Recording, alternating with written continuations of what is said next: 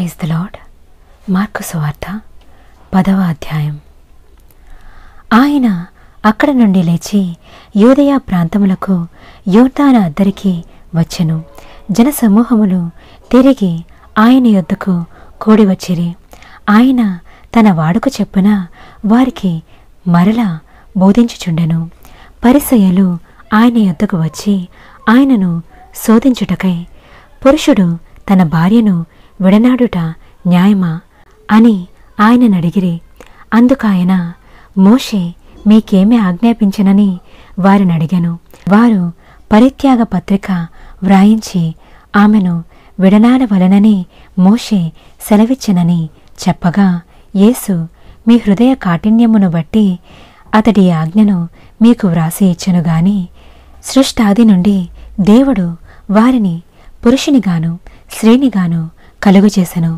ఈ హేతువు చేత పురుషుడు తన తల్లిదండ్రులను విడిచిపెట్టి తన భార్యను హత్తుకొనును, వారిద్దరూ ఏక శరీరమై యుందురు. గనుక వారిక ఇద్దరుగా నుండక ఏక శరీరముగా నుందురు. కాబట్టి దేవుడు జతపరిచిన వారిని మనుష్యుడు వేరుపరచకూడదని వారితో చెప్పెను. ఇంటికి వచ్చి శిష్యులు ఈ సంగతిని గూర్చి ఆయనను మరలా నడిగిరి. అందుకాయన, తన భార్యను విడనాడి మరి ఒకతను పెండ్లి చేసుకునివాడు తాను విడనాడిన ఆమె విషయమై వ్యభిచరించువాడగును. మరియు స్త్రీ తన పురుషుని విడనాడి మరి ఒకని పెండ్లి చేసుకుని ఎడల ఆమె వ్యభిచరించినదగునని వారితో చెప్పెను. తమ చిన్న బిడ్డలను ముట్టవలనని కొందరాయన యొద్దకు వారిని తీసుకుని వచ్చిరి. అయితే శిష్యులు వారిని తీసుకుని వచ్చిన వారిని గద్దించిరి. యేసు అది చూచి కోపపడి, చిన్న బిడ్డలను నా యొద్దకు రానీయుడి, వారిని ఆటంకపరచవద్దు. దేవుని రాజ్యము ఇలాంటి వారిదే. చిన్న బిడ్డల వలె దేవుని రాజ్యము నంగీకరింపని వాడు అందులో నెంత మాత్రము ప్రవేశింపడని మీతో నిశ్చయముగా చెప్పుచున్నానని చెప్పి ఆ బిడ్డలను ఎత్తి కౌగలించుకొని వారి మీద చేతులుంచి ఆశీర్వదించెను. ఆయన బయలుదేరి మార్గమును పోచుండగా ఒకడు పరిగెత్తుకొని వచ్చి ఆయన ఎదుట మోకాల్లోని, సద్బోధకుడా, నిత్య జీవునకు వారసుడొగటకు నేనేమి చేయుదునని ఆయననడిగెను. యేసు, నేను సత్పురుషుడని ఎలా చెప్పుచున్నావు? దేవుడొక్కడే గాని మరి ఎవడు సత్పురుషుడు కాడు.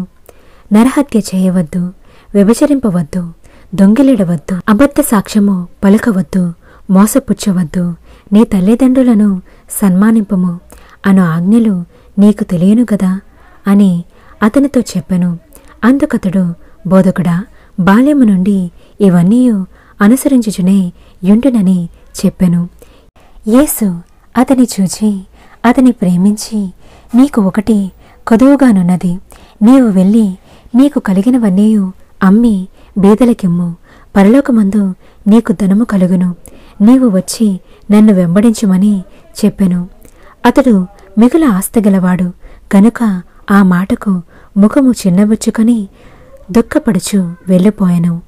అప్పుడు యేసు చుట్టూ చూచి, ఆస్తిగలవారు దేవుని రాజ్యములో ప్రవేశించుట ఎంతో దుర్లభమని తన శిష్యులతో చెప్పెను. ఆయన మాటలకు శిష్యులు విస్మయముందిరి. అందుకు యేసు తిరిగి వారితో ఇట్లనెను, పిల్లలారా, తమ ఆస్తి యందు నమ్మకించువారు దేవుని రాజ్యములో ప్రవేశించుట ఎంతో దుర్లభము. ధనవంతుడు దేవుని రాజ్యములో ప్రవేశించుట కంటే ఒంటె సూది బెజ్జములో దూరుట సులభము. అందుకు వారు అత్యధికముగా ఆశ్చర్యపడి, అట్లయితే ఎవడు రక్షణ పొందగలడని ఆయననడిగిరి. యేసు వారిని చూచి, ఇది మనుష్యులకు అసాధ్యమే గాని దేవునికి అసాధ్యము కాదు. దేవునికి సమస్తమును సాధ్యమే అనెను. పేతురు, ఇదిగో మేము సమస్తమును విడిచిపెట్టి నిన్ను వెంబడించుదమని ఆయనతో చెప్పసాగెను. అందుకు యేసు ఇట్లనెను, నా నిమిత్తమును, సువార్త నిమిత్తమును, ఇంటినైనను, అన్నదమ్ములనైనను, అక్క చెల్లెండ్రలైనను, తల్లిదండ్రులనైనను, పిల్లలనైనను, భూములనైనను విడిచినవాడు ఇప్పుడు ఇహమందు హింసలతో పాటు నూరంతులుగా ఇండ్లను, అన్నదమ్ములను, అక్క చెల్లెండ్లను, తల్లులను, పిల్లలను, భూములను రాబో లోకమందు నిత్య జీవమును పొందునని మీతో నిశ్చయముగా చెప్పుచున్నాను. మొదటివారు అనేకులు కడుపటి వారగుదురు, కడుపటివారు మొదటి వారగుదురు అనెను. వారు ప్రయాణమే యెరూషలేమునకు వెలుచుండిరి. యేసు వారికి ముందు నడుచుచుండగా వారు విస్మయముందిరి, వెంబడించువారు భయపడిరి. అప్పుడు ఆయన మరలా 12 శిష్యులను పిలుచుకొని తనకు సంభవింపబోవు వాటిని వారికి తెలియజెప్పనారంభించి, ఇదిగో మనము యెరూషలేమునకు వెలుచున్నాము. మనుష్య కుమారుడు ప్రధాన యాజకులకును శాస్త్రులకును అప్పగింపబడును. వారాయనకు మరణశిక్ష విధించి ఆయనను అన్యజనులకు అప్పగించెదరు. వారు ఆయనను అపహసించి ఆయన మీద ఉమ్మివేసి కొరడాలతో ఆయనను కొట్టి చంపెదరు. 3 దినములైన తర్వాత ఆయన తిరిగి లేచునని చెప్పెను. జెబెదయి కుమారులైన యాకోబును, యోహానును ఆయన యొద్దకు వచ్చి, బోధకుడా, మేము అడుగునదెల్లా నీవు మాకు చేయగోరుచున్నామని చెప్పగా ఆయన, నేను మీకేమి చేయగోరుచున్నారని వారిని అడిగెను. వారు, నీ మహిమయందు నీ కుడివైపున ఒకడును నీ ఎడమవైపున ఒకడును కూర్చుండునట్లు మాకు దయచేయమని చెప్పిరి. యేసు, మీరేమి అడుగుచున్నారో మీకు తెలియదు. నేను త్రాగుచున్న గిన్నెలోనిది త్రాగుట అయినను, నేను పొందుచున్న బాప్తీసము పొందుట అయినను మీ చేత అగునా అని వారు నడుగగా వారు, మా చేత అగుననిరి. అప్పుడు యేసు, నేను త్రాగుచున్న గిన్నెలోనిది మీరు త్రాగెదరు, నేను పొందుచున్న బాప్తీసము మీరు పొందెదరు. గాని నా కుడివైపునను నా ఎడమవైపునను కూర్చుండనిచ్చుట నా వశములో లేదు. అది ఎవరికి సిద్ధపరచబడనో వారికే దొరుకునని వారితో చెప్పెను. తక్కిన 10 మంది శిష్యులు ఆ మాట విని యాకోబు, యోహానుల మీద కోపపడసాగిరి. యేసు వారిని తన యొద్దకు పిలిచి వారితో ఇట్లనెను, అన్ని జనులలో అధికారులని ఎంచబడిన వారు వారి మీద ప్రభుత్వము చేయుదురు. వారిలో గొప్పవారు వారి మీద అధికారము చేయుదురని మీకు తెలియను. మీలో అలాగుండకూడదు. మీలో ఎవడైనను గొప్పవాడై యుండగోరిన ఎడల వాడు మీకు పరిచారము చేయువాడై యుండవలను.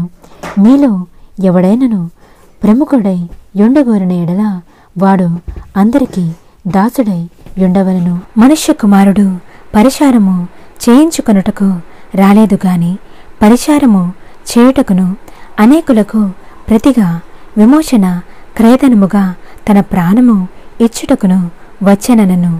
వారు యెరికో పట్టణమునకు వచ్చిరి. ఆయన తన శిష్యులతోనూ బహు జనసమూహముతోనూ యెరికో నుండి బయలుదేరి వచ్చుచుండగా తీమయి కుమారుడగు బర్తమయి అను గ్రుడ్డి భిక్షకుడు త్రోవ ప్రక్కను కూర్చుండెను. ఈయన నజరేయుడైన యేసు అని వాడు విని, దావీదు కుమారుడా, యేసు నన్ను కరుణింపుమని కేకలు వేయ మొదలుపెట్టెను. ఊరుకుండమని అనేకులు వానిని గద్దించిరి. గాని వాడు, దావీదు కుమారుడా, నన్ను కరుణింపుమని మరీ ఎక్కువగా కేకలు వేసెను. అప్పుడు యేసు నిలిచి వానిని పిలువుడని చెప్పగా వారా గ్రుడ్డివానిని పిలిచి, ధైర్యము తెచ్చుకొనుము, ఆయన నిన్ను పిలుచుచున్నాడు, లెమ్మని వానితో చెప్పిరి. అంతట వాడు బట్టను పారవేసి దిగ్గున లేచి యేసు నొద్దకు వచ్చెను. యేసు, నేను నీకేమి చేయగోరుచున్నావని వాని నడుగగా ఆ గ్రుడ్డివాడు, బోధకుడా, నాకు దృష్టి కలుగజేయమని ఆయనతో అనెను.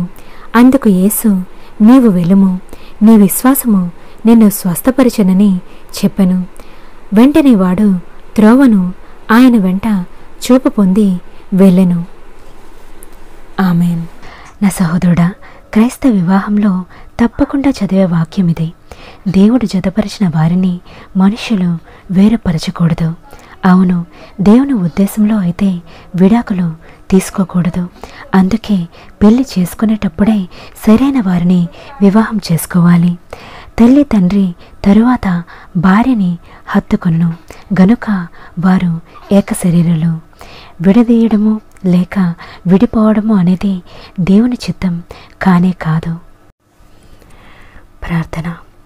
పరిశుద్ధ తండ్రి, పరిశుద్ధ దేవ, పరలోకమందున యేసయ్య, సర్వ సృష్టికి అధిపతమైన నా తండ్రి, మీకే స్తోత్రం. దేవా, ఈ వాక్యం ద్వారా మాతో మాట్లాడినందుకు నిన్నే స్తుతిస్తున్నాను ప్రభువా. అవును ప్రభువా, విడాకులు చేసుకోవడం అనేది నీ చిత్తం కాదని నువ్వు చెప్పి ఉన్నావు. దేవుడు జతపరిచిన వారిని విడదీయట తప్పు అని కూడా నువ్వు చెప్పి ఉన్నావు. అవును తండ్రి, ఈ లోకంలో చిన్న చిన్న విషయాలకే విడిపోయే ప్రతి ఒక్కరూ తండ్రి నీ వాక్యం ద్వారా ఏక కుటుంబంగా కలిసి ఉండుటకు నీ సహాయం దయచేయండి ప్రభువా. అలాగే గ్రుడ్డి వారిని స్వస్థపరిచిన దేవా, వాక్యం వినిచిన ప్రతి ఒక్కరిలో ఏ చిన్న రోగము ఉన్నా దేవా నీ గాయపడిన హస్తములతో తాకి స్వస్థత దయచేయమని దేవా, వారి యొక్క సమస్య నీ ఎదుట పెట్టుచున్నాను. ప్రతి సమస్య నుండి విడుదల దయచేయమని, మరి ముఖ్యంగా నీ రాకడికి మా అందరినీ సిద్ధపరచమని యేసు నీ ఘనమైన నామంలో అడిగి వేడుకొనుచున్నాను నా పరలోకపు తండ్రి. ఆమేన్, ఆమేన్, ఆమేన్.